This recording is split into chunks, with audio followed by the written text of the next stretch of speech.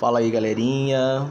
Vamos voltar para o primeiro bimestre para a gente poder terminar de corrigir os outros exercícios, que foi só da Revolução Russa, né, das revoluções russas, que eu já passei essa matéria para vocês por videoaula, só que eu não fiz a correção, só passei os exercícios. Eu também quero dizer para vocês que eu vou corrigir dessa forma assim, para vocês prestarem atenção, beleza? Qualquer coisa é só tirar a dúvida lá no grupo. Vamos lá, gente. A questão número 1, gente, ela se refere à Rússia revolucionária, né? Porque o czar Pedro o Grande é considerado um grande reformador do Estado russo, né? Eu falei isso com vocês na videoaula, né? Porque ele procurou desenvolver o comércio e a indústria, né? Bem como reformar a educação e a ciência, e proporcionou a entrada de técnicos intelectuais no país, né? Na verdade, ele tentou fazer a mudança, né? Trazer a mudança tecnológica, proporcionando a entrada da tecnologia no país, né? Só que não foi possível. 2. Indique qual era o sistema de poder adotado na Rússia czarista. Todos nós sabemos, né? A Rússia czarista ela era autocracia, um sistema de autocracia, né? O que era um sistema de autocracia? Ainda naquela época, por ela ser agrária, naquela ainda, né? Ainda tinha o czar, né? Ela era ainda uma autocracia, uma política autoritária, podemos dizer assim. 3. Como ficou conhecido o movimento da instabilidade que se instaurou na Rússia czarista, poucos anos antes da eclosão da Revolução Russa?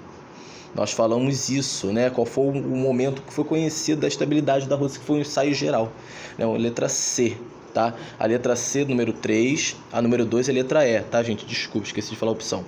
Voltando para 3, é a letra C, o ensaio geral. Porque o ensaio geral, gente, ele foi nada mais e nada menos do que e causou a instabilidade na Rússia, né, para tirar o czar e assim entrar o novo mandante da Rússia.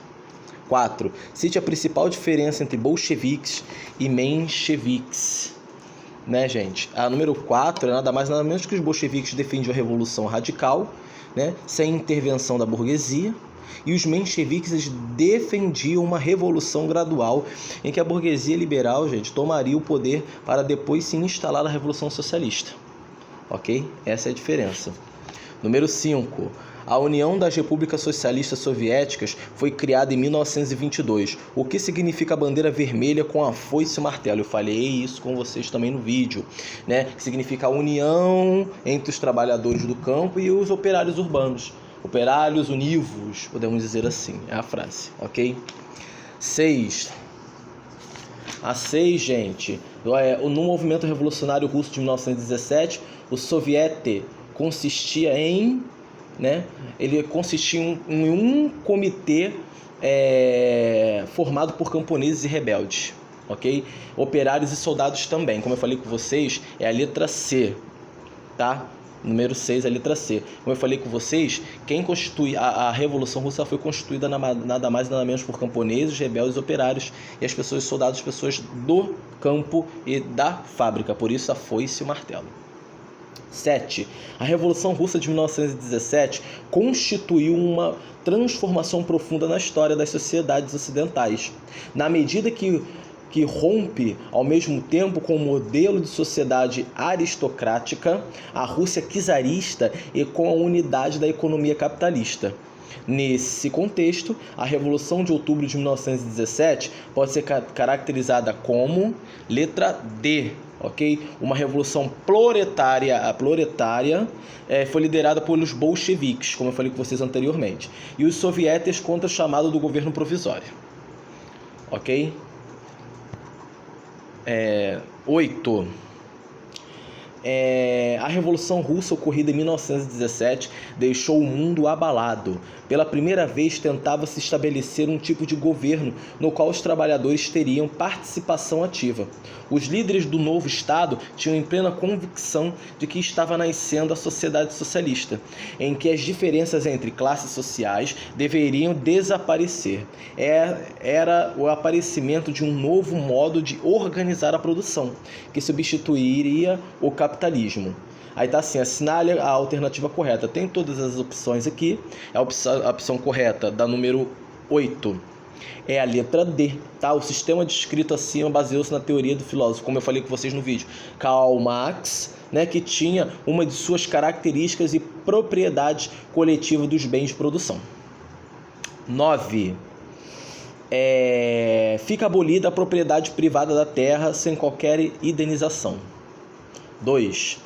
Todas as grandes propriedades territoriais, todas as terras pertencentes à coroa, às ordens religiosas, à igreja, compreendendo o gado, material agrícola e os edifícios com todas as suas dependências, ficam à disposição dos comitês distratais, agrários e de camponeses até a reunião da Assembleia Constituinte. O texto faz referência a quê? É a letra C, ok? As medidas adotadas pelo Partido Bolchevique após a tomada do poder na Rússia em 1917. Esse é o número 9. 10.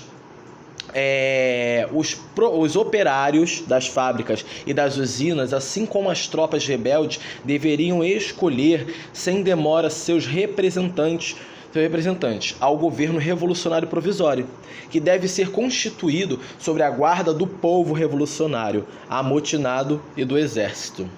O manifesto lançado em meio às tensões de 1917 na Rússia revela a posição 2, letra B, número 10, letra B, os bolcheviques, ok? Que chamavam os operários a se mobilizarem contra os sovietes. 11. A Revolução de Fevereiro de 1917 derrubou Nicolau II e estabeleceu a República da Duma. Era o fim do regime czarista. Essa primeira fase da Revolução Russa teve como uma das suas características letra C, tá? A crença, o avanço do capitalismo na Rússia, tá? Da empresa privada com fonte de progresso econômico. 12. Explique brevemente o que foi a NEP adotada pela União Soviética em 1921 e 1927. Eu falei isso com vocês no vídeo, né? Porque ela começou com blocos. Desculpa. Eu falei isso com vocês porque a NEP, Nova Política Econômica, ela foi adotada por Lenin, ok? E visava o comunismo de guerra, que teve um incentivo e produção industrial voltada para o abastecimento interno, ou seja, a acumulação de bens, como eu falei isso com vocês também, né? A questão da acumulação de bens trazia riqueza. Lenin dizia isso, porque Lenin, gente, ele era marxista, ok? Ou seja, além dele adotar o comunismo de guerra, como eu falei, ele também incentivava a produção industrial. Beleza? 13. A Revolução Russa de 1917 marcou o início de uma nova era na história da sociedade, na medida em que se constituiu, letra B, né, em um desafio concreto à ordem burguesa e capitalista. 14. A Revolução Russa de outubro e novembro de 1917 implantou no país um regime socialista baseado nas ideias marxistas de Estado proletário. No entanto, além da classe operária, outro grupo social participou ativamente da luta pela queda do governo czarista. Que grupo foi esse? Como eu falei já para vocês, é uma outra questão reformulada. O campesinato explorado e sofrido, né? Sofrendo os efeitos da Primeira Guerra. Ou seja, o povo campesinato, eles já estavam cansados daquilo e participaram ativamente da luta da queda contra o czar, da exploração do czar. 15. Em 1917, a Rússia, que estava sofrendo grande crise econômica, acentuada pela sua participação na Primeira Guerra Mundial, passou por um processo revolucionário que instituiu o Estado socialista. Sobre esse processo, é correto afirmar que, letra C, a permanência da Rússia na guerra após a derrubada do czar foi um fator que contribuiu para a Revolução Bolchevique. Ok?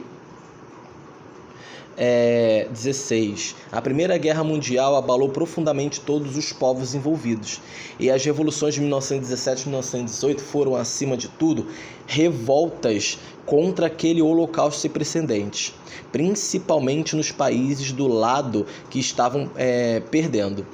Mas em certas áreas da Europa e em nenhuma outra mais que a Rússia foram mais que isso, foram revoluções sociais, rejeições populares do Estado, das classes dominantes e do status quo. Relacione a Primeira Guerra Mundial e a situação da Rússia na época.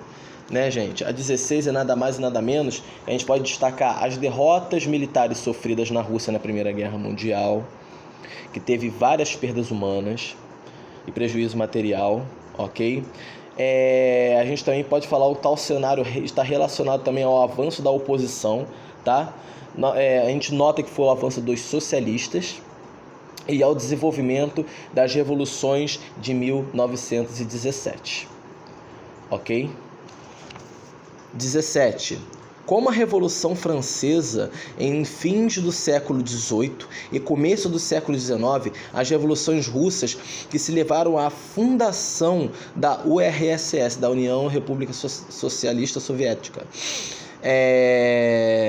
modificaram a face do mundo. Para muitos deram início do século XX. Seja qual for a nossa opinião a respeito, é inegável que imprimam sua marca a um século que só terminou com o desaparecimento dos resultados criados por elas. Identifique duas medidas adotadas pelos bolcheviques entre 1917 e a criação da União Soviética em 1922. Gente, instituição do Conselho Comissário de Povo, tá? Proclamação de decretos, ok? Sobre a terra, questão da reforma agrária. Controle operário da estatização e direção operária das fábricas, ok? Declaração dos povos da Rússia, tá? Que isso se dá pela igualdade entre as nações russas e o direito de cada uma delas constituir um Estado nacional próprio.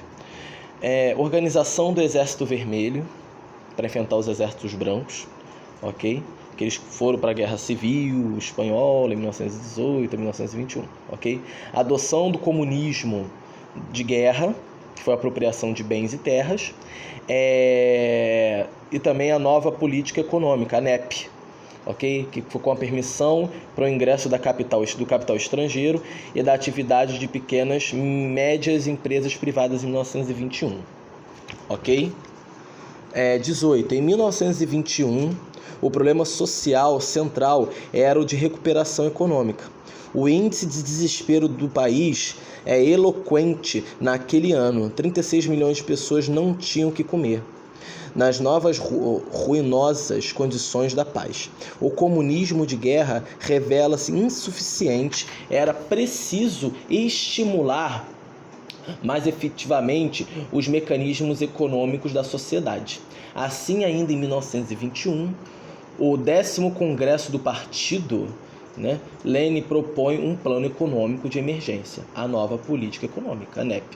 Sobre a chamada da nova política econômica, é correto afirmar que, letra B, ela constituiu na manutenção de elementos econômicos socialistas na organização da economia, como o planejamento na permissão para o estabelecimento de elementos capitalistas por meio da livre iniciativa em certos setores. Ok? 19. A revolução ocorrida na Rússia em 1917 teve dois momentos vitais. O fevereiro e outubro, de 1917. 2 meses marcaram a ascensão dos partidos políticos que tinham em comum a ideia de que o czarismo era uma forma anacrônica de poder e, por esta razão, deveria acabar. No entanto, o partido que teve êxito nesse processo foi aquele cujo ideário era mais radical. Exemplo dessa radicalidade foi o assassinato de toda a família real, a qual partido o fragmento do texto se refere. Gente, é a letra B, bolchevique. Que os bolcheviques, gente, nada mais e nada menos, né, eles observando aquele desgaste causado pela Primeira Guerra Mundial, né, e a própria Guerra Civil também, né, gente, Lenin permitiu que as ações políticas e capitalistas convivessem temporariamente com o governo socialista, ok?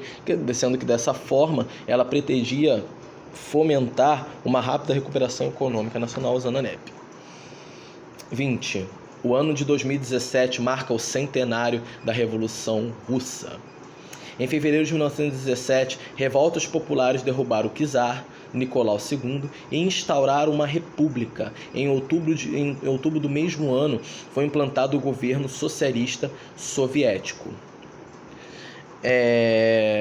Assinale a alternativa que apresenta corretamente o cenário político e econômico dos primeiros anos do governo socialista, de 1917 a 1924. A número 20 é a letra C. Okay? Sob a liderança de Lenin, a Rússia viveu uma guerra civil, durante a qual foi estabelecido o comunismo de guerra, um programa de educação obrigatória para as crianças até 16 anos e a nova política econômica. Ok, gente? Tá aí a correção, beleza? Fechamos o nosso primeiro bimestre já. As outras correções foram feitas na sala de aula, ok? E vamos seguir para o nosso próximo bimestre aí. Vamos aguardar notícias da OMS para ver se a gente volta mais cedo ou mais tarde, ok? Fique com Deus. Tchau, tchau. Se cuidem.